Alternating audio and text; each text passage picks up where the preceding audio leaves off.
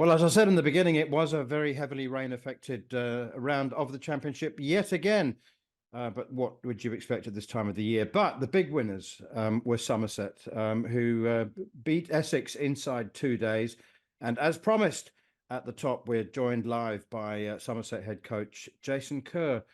Jason, well, first of all, it's been a hectic start for Somerset. You've been making the headlines, and all for the right reasons this time around. We'll talk about the pitch and the conditions in a moment, but first of all, I mean, Essex remained just about at the top of the top of the championship, but that was a pretty impressive comeback in fourth innings. Yeah, really impressive. I couldn't fault the guys. I think we challenged them on the morning of day two to ensure that we gave it everything. We managed to bowl about and gave ourselves an opportunity to win the game, and to do that inside 2 days was entertaining cricket.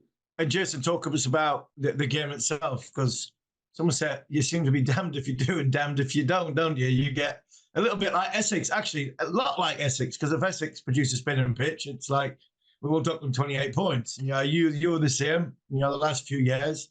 Can't imagine you'd want to produce a green seamer with the likes of Porter and Cook in their side. It just shows you how the weather has been so far, up into the summer. But how have your boys been able to sort of switch on and switch off? Because that's the hardest part when you are in the middle of a 4-day game and you're constantly on off for the weather. I think the more cricket we play in April, the more accustomed we become to it. Every game we've played this year has been rain affected in some capacity. It has been remarkable. I mean, 2 days before this game, the ground was flooded. And the day before, a lot of credit to the ground staff. I left the ground on Thursday thinking there's no chance that we'll play. We'll start the game on Saturday. I saw a couple of the Essex boys in a coffee shop, and they were of the same mind. And fair play, to get there and start on time was a remarkable effort from those guys. How's Miguel Pretorius fitting in? Yeah, superb. Real good character, incredible work ethic. And he's been unlucky, actually. He's bowled really well for us. Without getting the rewards, and made some significant contributions with the bat. So we were fortunate to pick him up. We lost Will Sutherland lastminute.com before the season.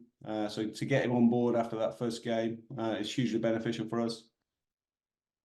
Jason, I just before we move on to, there's a lot of other things we want to talk to you about, but on the pitch, one of my jobs is to do pitch reports for radio and TV, and I keep trying to tell people that it's an organic thing. It's like a toddler. They have minds of their own, and you can want it to behave in a certain way, and you can give it all the water and nutrition you want and cut it as short or leave it as long as you like. But you actually, it's a sort of art and a science. So, did it go wrong? Or is it just the weather? Was it too much rain?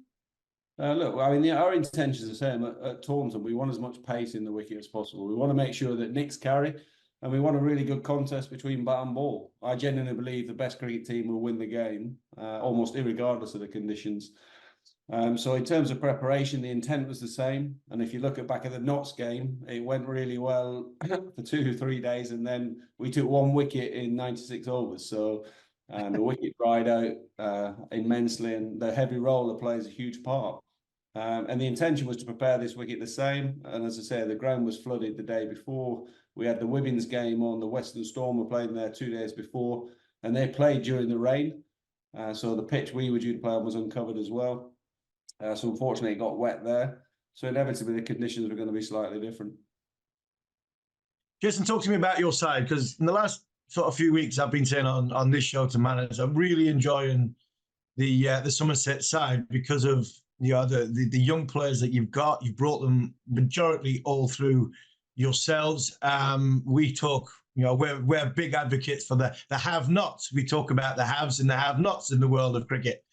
We had Anthony McGraw last week, and we love to push the have-nots, and obviously we're talking about test grounds. But you've produced some fantastic young players who are now coming into their own. The likes of, look through your side, like Lammonby and Banton. Rue had a fantastic season last year. We've seen what Derbyshire did in the winter. And obviously Jack's not young, but Jack Leach is going to come back, and you've got some experience in there as well. Obviously, we're Captain Lewis Gregory and Craig Overton.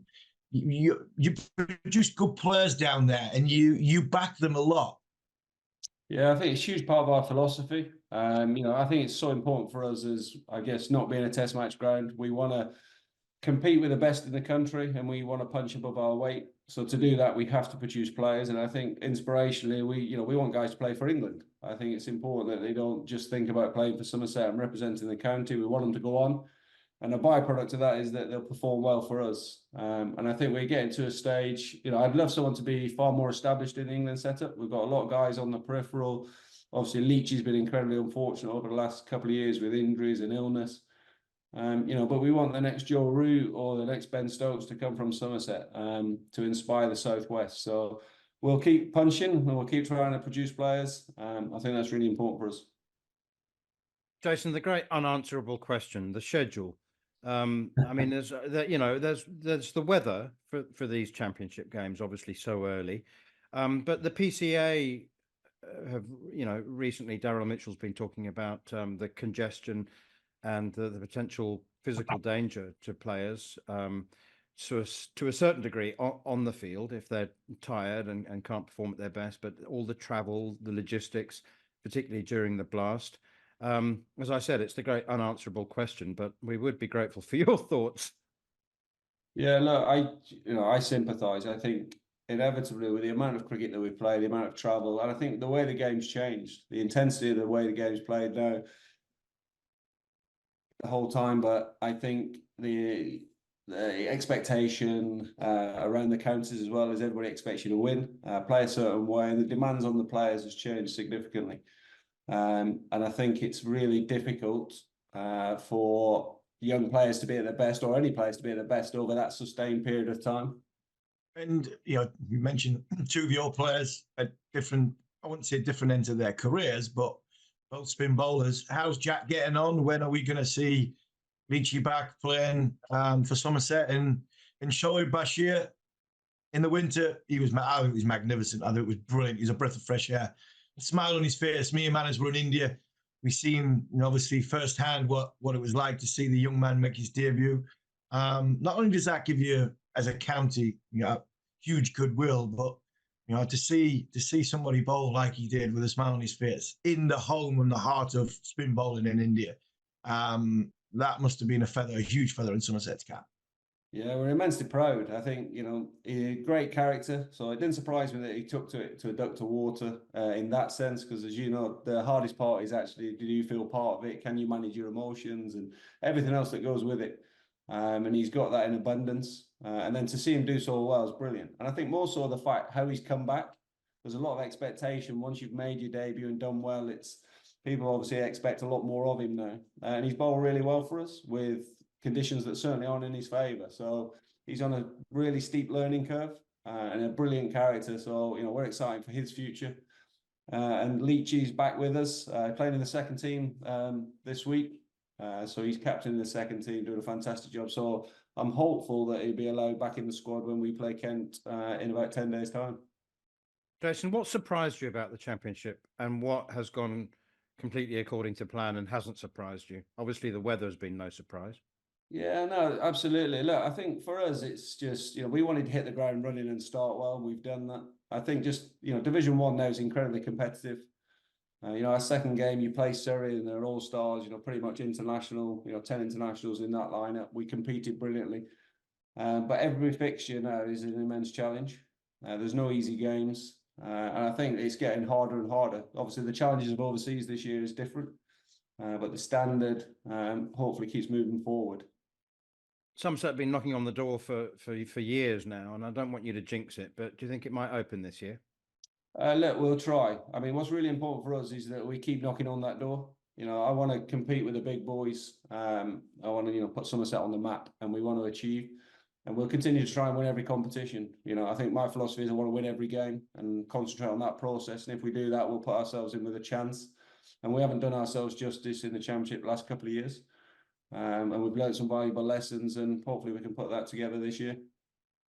Is the hardest part managing the sort of 7 games in 8 weeks? Is that the hardest part, manoeuvring? You've got Kent and Durham to play left before, obviously, you go into white ball cricket.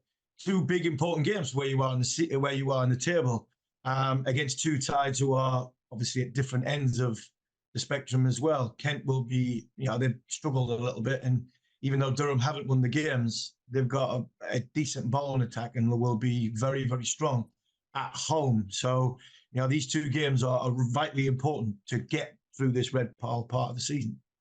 Yeah, it sets your season up. I think that's the real challenge for a lot of clubs. You need the depth. We've fortunate at the minute, touch wood, no injuries to the seamers. So it gives you the opportunity to rotate because you've got one eye on the blast then. And I think very rarely now in domestic cricket do you put your actual best 11 out. There's always someone that's either rested or rotating. And again, with the schedule the way it is, you've got to be strategically quite clever to try and be incredibly competitive to keep yourself in the hunt for each competition. Okay, finally, let's wind back to the pitch. Do you find the talk of it being deliberately underprepared as preposterous as me and Harmy do? I do, because I think, you're not giving enough credit to the ground staff. We could have easily not played for 2 days. And there's a lot of people put a huge amount of work in. And similarly, Cook and Porter are two of the best exponents on the wicket. Where there's anything in there, they're going to find it. So, I've got a lot of respect for Cook and Porter. They're phenomenal domestic bowlers, done really well. So I'd be foolish to ask for a green seamer against similar. It'd be like asking for a spinning wicket with Harmer. Our intention is to have, we wanted to beat them from a skill point of view. And that's the challenge, is when you play cricket, you want to actually play better cricket over the 4 days or whatever it might be. And you try and bring everyone into the game. I'd love a surface that does a little bit early on, last 4 days and spins for Leachy and Bashing, day 4. Very rarely does that happen, very rarely. But that's certainly the intent. It was Jason Kerr, Somerset head coach, and a very fine man as well as coach. Very quickly, Harmy, elsewhere in Division 1, Kent secured what I think might prove to be a crucial win when we come September against Lancashire, who are really struggling with your old mate Dale Benkenstein as the new coach. They really have made a disappointing start. And we have to mention Joe Root's 156 for Yorkshire in Division 2 against Glamorgan.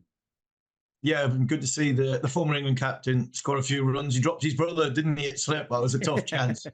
Oh, how that would have! I'm sure he would have. I'm sure he would have done a lap of honour celebrating catching that wicket. Not because it was his brother, more from the catch. It was a great effort by Joe, and it was an excellent innings. And Finn Bean, really, I think this kid is a talented young boy, and he's growing up into hopefully being a mainstay in that Yorkshire side. I think they've unearthed somebody who thought was going to play a lot more one-day cricket. But Otis Gibson sees him right at the very top, experience alongside him with Adam Lyth. I think Finn Bean is a one definitely for the future. And he got 173. So yeah, great win. Good. Well, it wasn't a good win for Yorkshire because they didn't win, but it was good signs from the England sort of party of that, because Harry Brook got 50 and looked as though he's continuing in good order. The rest of the county stuff, I think there was some results. There were some big scores. Robson got another big 100. Deploy, who's not English qualified yet, but another one who's got another 100, who I think is a fine player as well. So wasn't as many wickets knocking about. The 2 fifers in the Somerset game. We've got Jayden Seales fifers. So I think that was it when it comes to the fifers. But not as many people played, not as many teams played. But if I was a member at Lancashire, I'd be very, very concerned where my team's at this moment in time. I think they've got some very, very talented young players playing. Are they all just thrown in together, and do they need some more experience? That's possibly what's happening at the moment, because Benke, as we know, is a good man. But when you look at that side looks very, very young. Little bit inexperienced, but there's something not quite right at this minute in time because they're not firing. Right, the time is upon us. As promised at the top of the show, Jayden Seales, Sussex and West Indies, joins us now, fresh from his 5 for 29, which saw Derbyshire bowled out for 199 and Sussex moves to the top of Division 2. Now, he forgot about this interview, so he was in the middle of a traffic jam in Hove, presumably, and he's had to pull over. But thanks for doing that, Jayden. And congratulations. How's it going? Obviously very well, results-wise. Yeah, it's going pretty good. the team's been playing well. We've been gelling well together from the start of the tournament, and we've all been having a good season thus far.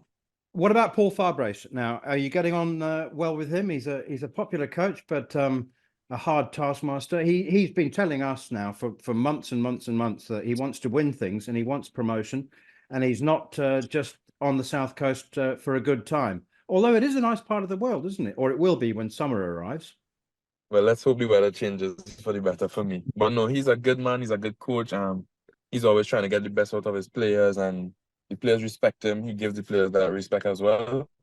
And in terms of me, well, he always made sure that I fit in well, always made sure that I was welcome well, and that I felt comfortable in the setup. So I have a pretty good relationship with Paul, yeah. Yeah, Jayden, you were supposed to come last year. You've come this year. Is that, we obviously were in the frustration of the injury, but is that a happy coincidence with the West Indies coming to tour England as well? So you can get some good miles in your legs, also use the ball that they're going to bowl with in test matches, and get used to how valuable is that going to be to get used to English conditions? Yeah, it's definitely going to be a big thing for me, especially going into the series. Being able to play in the conditions, get accustomed to the cold, adjusting to what the ball does in the pitches across in England. And obviously getting the miles in my legs and getting accustomed and getting the body feeling fit and strong again for the series coming up.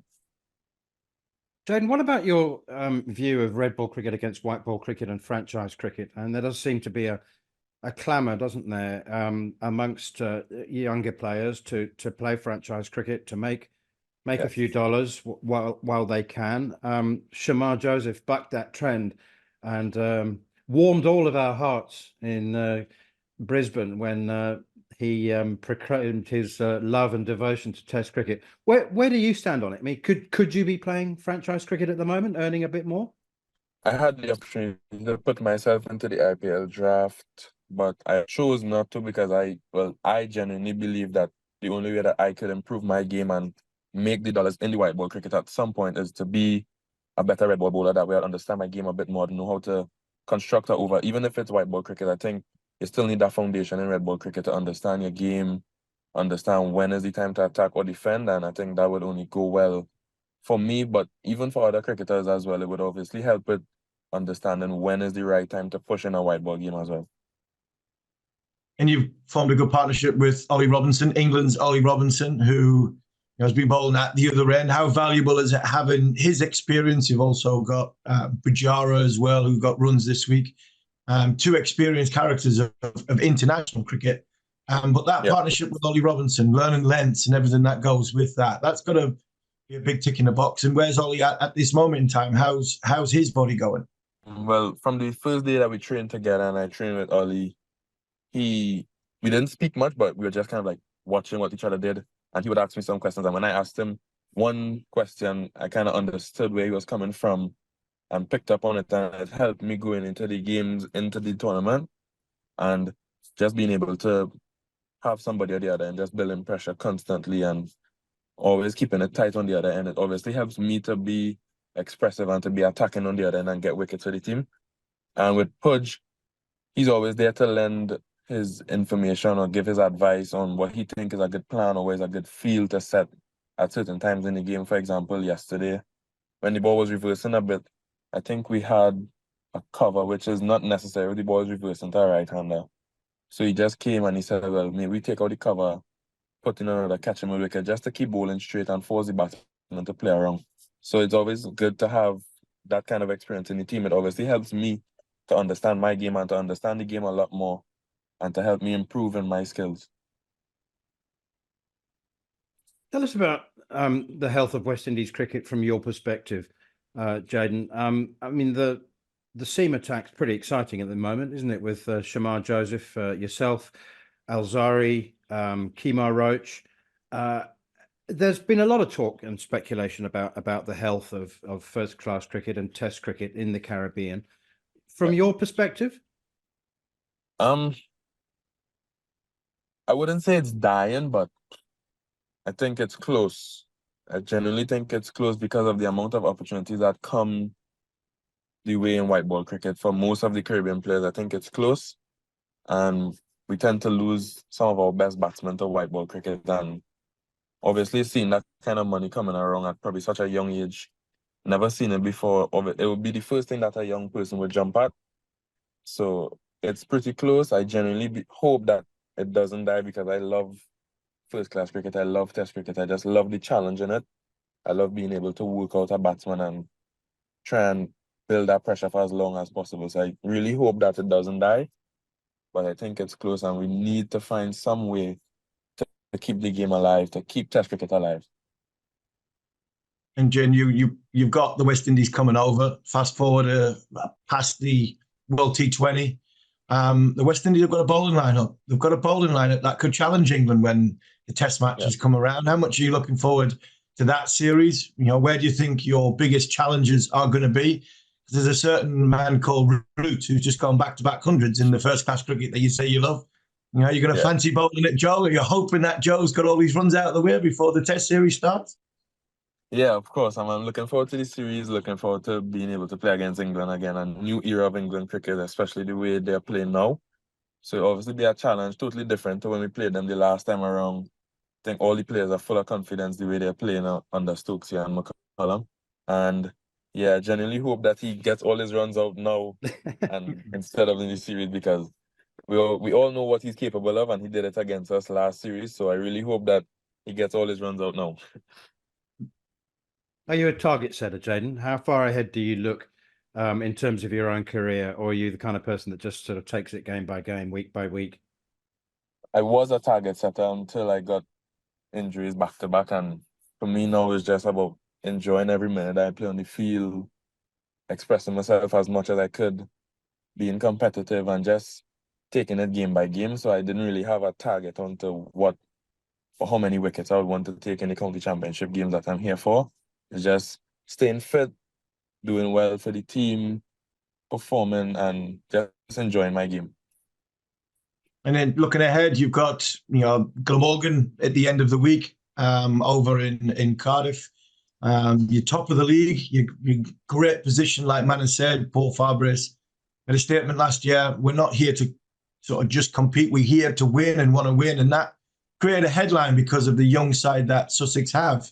Do you feel as though this is going to be a special season with the fantastic start you've had? Yeah, of course. The way all the boys have been playing has been exceptional. From the way our opening batsmen went throughout the entire series, and even coming down to the end has been amazing. Just watching them, how they go about their business, from training into the games. They all have a plan. They all look very focused, and we're executing that plan as far as we are concerned right now, and long may it continue into the season. Jayden, finally, you've 18 wickets at 21, just over 21, leading wicket taker in Division 2. But I'm more interested, or as interested, I wish you luck in collecting a few more, by the way, but I'm desperate to know how you're settling into Hove. Are you staying in Hove? Are you enjoying it down there? Yeah, I'm staying at Hove. I'm staying right near the ground and by the beach. It's nice. Ooh. It's a quiet place. It's cold at times, but it's a nice place. The people are very friendly. The entire staff and team members have welcomed me from the day I got in. I felt like I've been here from the start, and I'm really enjoying it. I'm enjoying my time, and I would obviously, without thinking about it twice, if I was offered a contract to come back next year, I would sign it today. I'm really enjoying my time here. I'm sure the Sussex members will love that. And just finally for me, the most important question, I think, of all, how on earth do you and Pujara keep warm and create secrets about how to keep warm in England? Because Sussex lads are used to it on the south coast. It's a little bit warmer than where I am at this minute in time, about 500 miles away. But a man from the Caribbean and a man from India, how on earth do you keep warm? I try to wear as much clothes as possible, use the hand warmers, just to stay warm on the field. I think it was the last game against Gloucestershire and at home. It was really cold one of the days, and I was trying to hide in the field. Obviously, there's nowhere to hide in an open field, but it was just that cold. I just wanted to be bowling to just keep the body warm, because it was ridiculously cold that day. Jayden Seales, thanks so much for your time. You can go and join the traffic once again now. But well bowled, and as I said, we wish many more wickets for you in the rest of the summer. Thank you. Okay, really interesting survey. by the PCA, Harmy. And Daryl Mitchell, the president of the PCA, has expressed serious concern about the schedule, to the extent where he has actually said they want to preempt the possibility of a tragedy. And that's referring not to the amount of cricket necessarily, but the logistics between getting to and from games, getting from one to the other. More back-to-back games than ever before, some really, really long motorway journeys.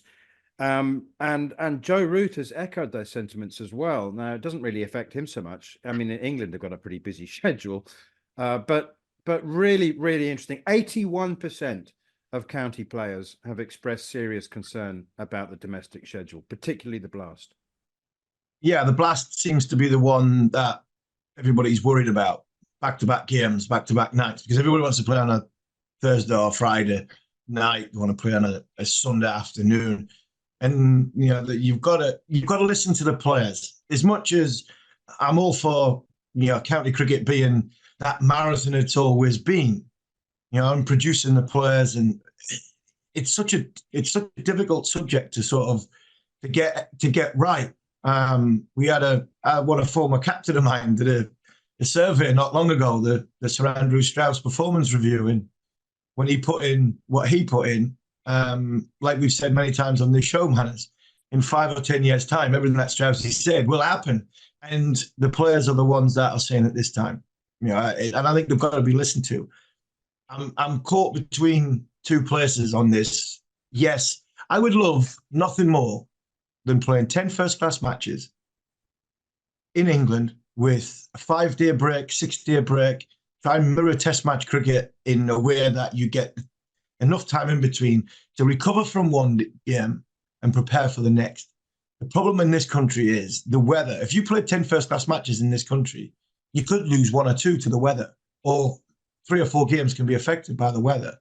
And then that then becomes a Mickey Mouse season. It really does. So I quite like the 14 games. It'll come down to 12 and it'll eventually come down to 10. What we're trying with Kookaburra Ball, for me, it's a good idea, but it needs to be changed to middle of the summer. Hybrid pitches could be a way forward to make the product better. Producing better cricketers, all-round better cricketers. Producing fast bowlers. Not sure it works for the spin, but that's a different argument again. The Blast is the one, and you've got county members, county chairman wanting to play at weekends because that's when they can fill their grounds. But you've also got to get players from A to B, and unfortunately, trying to get a player from A to B in this country is very, very difficult at this moment. Whether you go up in the air, you go on the road or the train or whatever. So that is the domestic side. I don't put the 100 into the domestic side because even though it is domestic cricket, that's not going anywhere. So we can play around with the rest, but unfortunately, we'll have to leave the 100 where it is. It's going to make counties an absolute fortune. Some more than others, but it's going to make them a fortune. The problem you have with that is divvying up the right bit of pie. But I think you've got to get the domestic side, which is 50-over cricket, red ball cricket, and then the T20 Blast. You've got to get that right because you've got to listen to the players. And I think at the minute, I don't think they've got that scheduling right, largely down because of where the 100 is. But the 100's there's going to be a game changer because at the minute, we are probably 3 or 4 counties have got going out of business. And if them 3 or 4 counties go out of business, some might say, yes, that's great. Then the job's a lot easier. It's not easier. That's not great. We don't need counties going out of business. We need 18 first-class counties because we need 18 first-class satellites for players to come through their systems at 13, 14, 15, 16 to be the next Joe Root, the next Ben Stokes. I keep going on about what Durham have got. Durham became a first-class county in 1992. If it didn't, I wouldn't have won the Ashes. Mark Wood wouldn't have won the World Cup. Paul Collingwood wouldn't have captained England in the T20 World Cup final in 2010. Because I don't think Paul Collingwood, Steve Harmison or Mark Wood would ever have played first-class cricket, never mind played for England. So we need 18 counties. We just have to have a sensible conversation, and not one where the players get all their own way, because I don't think they should. But what we need is just adults in a room to rejig what's going on, leave the 100 where it is because it's going to make us some money, and make sure the rest of it is done properly. And at the minute, the players are telling you it's not, so I think you have to listen to them. Let's just go straight back to the logistics, though, Harmy, for the moment, because nothing's going to change this season. People will be saying or thinking, why are the players driving themselves? Why don't they go on a bus? Well, they do. And you know, I mean, Daniel Bell-Drummond spoke very openly about playing a T20 Blast game on a Friday night and then another one on the Saturday morning and facing 85 miles an hour bowling, feeling tired and, you know, lacking any edge whatsoever. And that, you know, that's danger on the field. But I mean, you would have taken a bus, the team bus. You would have been on a coach with the team more than any other because you know, based in Durham. But the reality is that, you know, a team can go to a game on a coach, but they still all have to go home. The coach can drive them back to their ground, but they still then got to drive. They might that might be a 2 or 3 hours on the motorway, and they still got to drive home. Daryl Mitchell was talking about players, you know, just sort of so tired, having maybe an hour's drive, even if they were driven back to headquarters, to go back home. And then you've got to decompress, haven't you? You know, you've got to unwind. You can't just go straight to sleep. It just, you know, the logistics, I can't see a solution other than changing the fixtures. And that's not going to happen this season. No, it's not going to happen this season. And you just hope and pray that we don't talk about something that is catastrophic, that, you know, players deciding that it might be easier to drive. Us three drive because we can knock an hour off the journey. We don't have to stop as many times. We had this conversation at Durham. I lived an hour north of Durham. So everywhere was miles away when you played for Durham. It was just a little bit further, even further again for me when, you know, I lived a bit further north. I had my brother with me. We had Phil Mustard, who lived this, you know, halfway in between north again. We had players probably lived 30 minutes plus away from the ground. And it was always difficult. And we had these conversations. I remember when I first started in the late 90s, you know, we would finish a 40 over game at Hove at 8 o'clock on a Sunday night, having played a 4-day game before that. So we've had, you know, 5 days worth of cricket, overnight stay in Hove. And you ask your club, can we stay overnight? Now you've got to come back. We can't afford for you to stay overnight. So 3 years in a car, bags, you know, but the kit bags and everything that goes with it. 2 sets of pads, because obviously you're playing in white and blue. I know it's different now, but some of them still do this. And you're going, well, we're leaving Hove at 20 to 8 on a Sunday night. You know, with road closures and everything that goes with that. It's a 6 and a bit hour drive from Hove to Ashington. And we're getting in at stupid o'clock in the morning. Now, yeah, we might not be practicing the next day, but I've still haven't driven that. I've potentially about 50 overs in a week. Played a 40 over game in front of 2,000 or 3,000 people. You're up on an edge. And you've now got a 6.5 hour drive home. These things like soon mount up, and that's doing it once. You know, you're doing this 4 or 5 times in a month. It does take its toll, whether you're on a bus or you're in a car. So, again, I think we need to listen to the players, and I think the only solution going forward is to free up, you know, the freeing up first class cricket, which gives you extra days in the Blast, because the Blast has to be played at weekends. It has to be played on a Thursday night. It has to be played on a Friday night. It has to be played on a Sunday afternoon. That's how you get 18 counties get their money through the gate. I don't think there's an easy solution because the 100's not going anywhere, and the 100 needs to pay for it. But unfortunately, like I said before, the most important people in the game of cricket are the players. And if the numbers are as staggering as this, then I think they need listening to. I don't think they should all get their own way. I'd love to see somehow we can keep it to 12, 14 first-class matches, like I said before, because I don't think 10's enough with the weather in this country. But unfortunately, it looks as though that's the way it's going. Sir Andrew Strauss, he had a point when he had his high-performance review. I think there's a lot of stuff in that was very, very sensible. I know it was geared towards the England cricket team, but I think playing 10 games and guaranteeing 10 games and giving players rest and a recovery time will make the cricket better. And I think ultimately that's what we want to achieve in this country.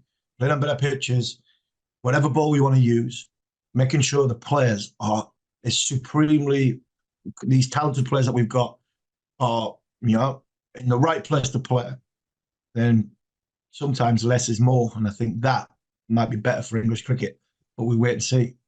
Yeah, just an example. In June, Gloucestershire play Glamorgan away on Thursday, Somerset at home on Friday, and then Yorkshire away in the Championship on Sunday. So that's the Bristol to Leeds drive. Madness. Madness. It's madness. It's tough, isn't it? I can't remember where we travelled from, but we came back and played a 4-day game. I think we went from Hampshire. It was one time we went from Hampshire, and I ended up playing the game for some stupid reason. I just said, right, just strap my ankle up. But we played at Hampshire. We played a 4-day game at Hampshire, finished at Hampshire, and started at Old Trafford the next day in a 1-day game. And we got in at 2:00 in the morning. I think I'd rolled my ankle stupidly playing football in the morning. And then we got to Lancashire. We only went with 12 or 13 men. And one of our bowlers, I wasn't going to play, and one of our bowlers bust a finger. So I was like, well, I'll just strap it up and I'll play. I'll give me some tablets, strap it up. I'll play. It's all right. I remember hobbling in for 8 overs, 10 overs.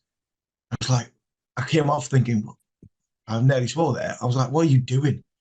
What are you doing this? But this is what cricket was. We couldn't afford to bring somebody with us. We couldn't afford to have an extra overnight stay when we were looking at a 5-hour drive after a 1-day game. This is what cricket was. It didn't have enough money to finance all this. And that's what I keep saying. The 100's going nowhere, so the 100 has to finance all this. If you go less is more, then with the 100 money, to make sure that the players are looked after better, you will get a better product for your members. There will be a lot of people disagree with that, but hey, that's life. Yeah, well, it's been 3 weeks. I'm still digesting the fact that there's enough money for Sussex to turn the lights on for championship games. But we've only got a minute left. So any story strike you particularly about the T20 World Cup squads that have been announced? They all seem to be quite conservative to me. The major nations, there don't seem to be any gambles taken whatsoever. Australia didn't pick Jake Fraser-McGurk. And there are a couple of young, exciting talents that, might have been given a run, but they all seem to be very conservative. And I think they've all gone back to picking all-rounders, all the IPL players. Mitchell Starc, who's had a really horrible tournament in the IPL personally, said yesterday that he thought it would be very different and all-rounders would play once again their customary important role. But anything grab you? No, I think New Zealand have got a good side. I really enjoyed that 15. I think South Africa have got a good side. It's just can they get to it? Can they win a game from semi-final onwards and hold their nerve? I like the South African side. I really do. Great to see Archer back for England. Hope that Mitchell Starc, he had a point where it's back to playing for their nation, and we are different players, and you're playing for your country as opposed to the IPL, because I think there's 3 or 4 of the England players in that squad who have had a shocking IPL as well, and they'll be desperate to get back with some familiar faces. So I look at the England squad, and we are one hitter in the middle of it, a bit out of form, a bit short. I think the first top 4 look really good in Butler, Salt, Jackson, and Bairstow. Brooks having a good time playing, under the radar a little bit in Joe Shadid, Yorkshire, and just scoring some nice runs. But that sort of middle order of Livingston, Ali, or Curran, they're not exactly flying in the IPL, and you hope that they're saving their stuff for when we get out to the Caribbean. But I just wonder if that middle order, are we a little bit short? But I think all in all, I think England have got a very, very good side. I just hope that we're not one sort of 6-hitter short in the middle that isn't in the greatest of form at this minute in time. But if England were to get off to a good start and 1, 2, 3, and 4 bat for the majority of the time during that World T20, I think England got a great chance of winning. And it's brilliant to see Jofra back. I hope, for his sake, that he gets off to a good start, because He hadn't played a great deal of cricket. We've seen what happened to him in South Africa when he came back for the 50 over, and it took him a little bit time to get going. I just hope that he does well against Pakistan and gets back to familiar surroundings in the Caribbean, and he hits the ground running, because if he has a good World Cup, England have got a great chance of winning. I'm looking forward to seeing Corey Anderson in the US squad as well. Yes. And I think Scotland might surprise somebody or other. So we'll be obviously covering a lot more of the T20 in the build-up to the start of the tournament. You're listening to Following On here on talkSPORT 2 with me, Neil Manthorp, along with former England fast bowler Steve Harmison. Next up in part 4, we'll speak live to Scotland captain Kathryn Bryce after she led her country to their first ever qualification for the T20 World Cup. Brilliant stuff. You're listening to Following On talkSPORT 2 with me, Neil Manthorp, along with Durham Hall of Famer Steve Harmison. And a reminder, you can now watch us on YouTube as well. Just head over to the talkSPORT Cricket YouTube channel and subscribe. Now, as promised at the top of the show, we are joined by Kathryn Bryce, Scotland captain, who produced one of the great performances in Scottish cricket with bowling figures of 4 for 8 with the new ball and 35 not out, scoring the winning runs in the company of her sister, Sarah, for Scotland to qualify for their first ever T20 World Cup. And, you know, one of the great differences between the men's game and the women's game is that there's no way that a man would speak to us on the morning of a grand final. But I'm delighted to say that Kathryn is here, and we're recording this just before the final of the T20 qualifying tournament, which is against Sri Lanka. Kathryn, you know what? It's a free hit, the final, isn't it? I mean, it's a celebration because it was the semi-final that really mattered, and the 8-wicket win against Ireland, and a very, very proud piece of history. As I said, it's strange that the semi-final is more important than the final. Yeah, definitely. I think that's the nice thing about it in a way, is it's like that was the biggest part of the tournament for us, and that's the main thing that you're aiming for. And then when you get through that, you can just really enjoy the last game and just go out there and, like you said, just like a good celebration of what you've achieved, and just go out there with absolutely no fear and enjoyment, and just have a great time. So to talk, I'm sorry, I've got your sister on the brain, because I was going to ask you about mum and dad and how proud they must be to see you at the winning runs alongside your sister at the other end, and what was the emotion like for the family? Yeah, super proud. I think one of just like complete relief and joy as well. Went over to see mum at the end. She's just like bawling her eyes out, because I guess they've just sat there and there's nothing they can do really. They just sit on the sidelines, follow you around the world, and watch you play, and to finally be able to watch you get over the line and do it. I think just so proud of. They kind of said before the game, doesn't matter what happens, but I think to know how much that we've put into it and the joy they get from kind of following us around, I think just that sense of relief and joy from all of that. There was a brilliant video put out by Cricket Scotland of you and Sarah talking after the game about the emotion, and also about it being a lifelong dream. Tell us a little bit about how when you started playing and when you did actually start dreaming about playing in a World Cup. Yeah, so we started playing probably, I was about 9 or 10 when we played properly. But we'd always watched cricket, and I think the first memory I had was that my grandma and granddad's just had the 2005 Ashes on, was kind of the first memory that I had of actually watching cricket. So since then, just in the back garden playing every single sport going possible. But then we were pretty lucky. We got to play cricket. There was a girls' cricket team at the school that we were at, so we went along to that and started playing. And then Sarah was just kind of there watching, and she'd join in. And since then, every time I went back to Granny's, I'd play in the back garden and be different players and always compete. And it just kind of grew from there, really. So was Steve Harmison one of your early role models? Yeah, it seems like it. In the end, definitely that whole team. I think probably don't have the best memory of the whole lot, but just kind of remember Andrew Flintoff kind of like throwing the stumps down, and also one of my teachers at school had the picture of him kind of kneeling on the ground with Brett Lee as well, in the classroom all year. So yeah, that was kind of the first step, I guess. Yeah, that was a big moment for the world of cricket when it come to sort of, I think when people looked at how, you know, two sides can come together in one moment when people have had a real good battle with each other. And it was a significant moment for us during that series, the 2005 Ashes, because that got us 1-1 in the series. But when we're talking about significant moments, how big is this for Scotland? How big is this for Scottish women's cricket? Manners says earlier on that the men's team going to the World T20 have got a very, very good squad and a competitive squad going and could cause a bit of an upset. But how significant was this, you know, reaching the World Cup for the women's team?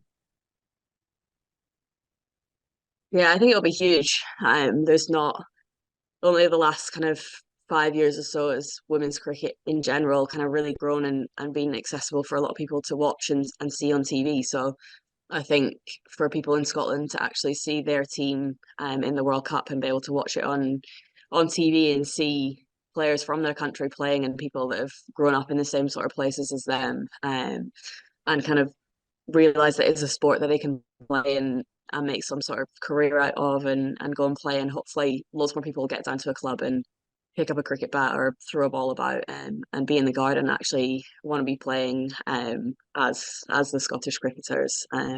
So yeah, I think it'll be incredible for the sport in the country. I can only think of two cricketers, men or women, who open the bowling regularly and bat in the top three, and that's South Africa's all-rounder Marizanne Kapp. It's a heavy workload. Obviously enjoy it. Yeah, definitely. I'm pretty busy going on and off, but yeah, definitely enjoy kind of being in the battle and kind of starting the game off well for the team as well. And I guess big part with my bowling with the swing that I get, so kind of using that as much as possible up top and using that. So yeah, just work hard and get on with it really. That's been fine for me. And looking at the roadmap ahead and where the women's game is going in Scotland, the Northern Diamonds is the closest team for the women in Scotland. How significant, we had Rachel Hopkins on 2 weeks ago, and how significant that Durham has got the team and not Yorkshire. And it just brings that that little bit, it's a little bit closer geographically for the women of Scotland to think, right, that's where there's a chance to not only to earn a living, to make a name for myself. Is that a bit, a big plus for the girls north of the border to identify that Durham is the place and not Yorkshire, which is just that little bit further away? Yeah, definitely. I think that's a really special thing for a lot of people, having something so far north and that accessibility. There's a few girls playing in the regional competition already, but so I went down to England and I was down in Loughborough, so it's quite a long way. You're like all the way down in the middle of the country. So yeah, I think like you said, like being able to realize something that is so close by and accessible that they can actually, it's a couple hours as opposed to 4 or 5 hours to be able to get all the way to Yorkshire. I think for the future of a lot of the girls in Scotland will be really special. Finally, from me, Kathryn, tell us a little bit more about the team, if you can, about the squad, some of the characters, some of the players we should be looking out for. Any late starters or early starters in their cricket careers? Yeah, I think there's a couple of girls that are just in their 30s now and I think have been in the team for a long time. So Lorna Jack and Priyanaaz Chatterjee have been in the team for 15 plus years, and I've been playing and working towards this kind of goal. I've always had this kind of sort of goal in their head, and probably actually only in the last 3 or 4 years have really had the opportunity to develop their game properly and actually make big steps and realize that actually when you do have a bit of a contract or time to really be able to focus on your cricket, how much improvement you can make. So I think for those couple of girls, being able to see the kind of the strides in the team and the professionalism of the game, to still have been able to stick it out and be around for this moment, it's really special. And the World Cup itself is in Bangladesh, isn't it? So I'm just thinking, Yes, yeah. Have you got half a dozen spinners? Yeah, yeah, we've got young Kathryn Fraser in our team and Abta Mixoud, good leg spinner, and there's a couple of other off spinners in the squad as well. So we've got a lot of bowlers and a lot of spinners in the team. So yeah, hopefully they can just like really fine tune their skills or develop over the next kind of 6 months, kind of ready for the World Cup and prepare as much as possible to be playing on quite different pitches, I guess, as well. The sun's got to come out in England before they can hone their skills and feel their fingers and hold the ball. That's for sure. Yeah, they won't be getting hold of the ball anytime soon. Kathryn Bryce, well played. Enjoy the final, and I hope that preparations go well for the World Cup. Many congratulations, and it's been a real pleasure to have you on. Thanks for your time. Thanks very much. Moving on to the other stories that have caught our eye or caught our attention. Interesting that the PCB, Pakistan Cricket Board, have announced that the PCL will clash with the IPL next year. That affects television audiences potentially, and maybe what the signing of one or two overseas professionals. That's because of the draft schedule for the 2025 Champions Trophy. We still don't know whether India are going to play. Yeah, we do. Of course we do. We know India aren't going to play in Pakistan. It's just a question of where they're going to play their games. Yeah, that's just before we move on to the final word, Harmy. There doesn't seem to be any imminent outbreak of peace in a cricketing sense between those two countries. No, there's not. We talk about county members and the 100 and, the rescheduling of how the Strauss report or, how first-class cricket is going to work in this country. That pales into significance when you look at India and Pakistan, where they are at the minute, and what the ICC are going to have to do to somehow get India to play at least three group games. I think if it was a nation who weren't very good, you'd go, well, we'll just play three games in Sharjah and you won't qualify, so we're not bothered about the quarterfinal, semi-final and final. But India will be in the knockout stages. They will be potentially in the final. So I don't think it's as simple as the PCB, which I think they're trying everything they possibly can to get India and get the Champions Trophy on their home soil. But it's not as simple as just going, we're going to play three games in Lahore. We'll sort everything out and we'll move, mountains to make sure you get what you want. I think, like we said, I think India just going to flatly refuse and say, we're not coming. We're not coming. We're going to stay at home. And if you don't reschedule at ICC, then your TV deal will be far less because we won't be there. I don't see India going to Pakistan. The PSL, going at the same time as the IPL. Sorry, there's only one winner there, and that's obviously the IPL. It's not great for cricket, I don't think. But let's see what happens, because I think two big boards. It seems as though the PCB are trying their best to get India on side and get them into their country and wanting to showcase Pakistan is a brilliant place. And the Champions Trophy, I think, deserves to be in Pakistan, because I think they've get the start of more and more year upon year getting the trust of the world of cricket back after some of the things that have happened. I'm not saying it's too soon, because I don't think it is too soon, but I just don't think India will turn up. And if they don't turn up, what is a world tournament without India? The ICC will probably end up having to move it, won't it? Yeah, they will. I mean, it's not a BCCI decision. It's the Indian government. If they say you're not going, then there's nothing the BCCI can do about it. On to the final word, Harmy. And I know that we always end the show with a smile, putting a smile on listeners' and viewers' faces and on our own. But there are two particularly sad stories. One desperately sad, one utterly tragic. That I think we should finish with this week as a reminder that cricket occupies a unique place in the business of entertainment and the business of sport. It's particularly hard and unforgiving. As much as we love the game, it does tend to produce more than its fair share of tragic stories. First, Gloucestershire's Ben Wells forced to retire from the sport immediately at the age of just 23 due to a heart condition. So our thoughts are with him. He wrote a very, very moving retirement letter that was published on the Gloucestershire website, Gloucestershire County Cricket Club website. But that story really pales in significance compared to 20-year-old spinner Josh Baker, who passed away at the age of just 20 this year. Worcestershire spinner, who of course was thrust into an unwelcome spotlight by Ben Stokes last summer when he hit him for 34 and an over in a championship game, and then wrote a very moving letter to him. But a day after playing for Worcestershire second 11, he passed away at the age of 20. So our thoughts with both those, well, the family and friends of Josh Baker and with Ben Wells himself. Yeah, it was. It was a tough 24 hours, wasn't it? 48 hours when you read that letter that Ben put on the Gloucester website.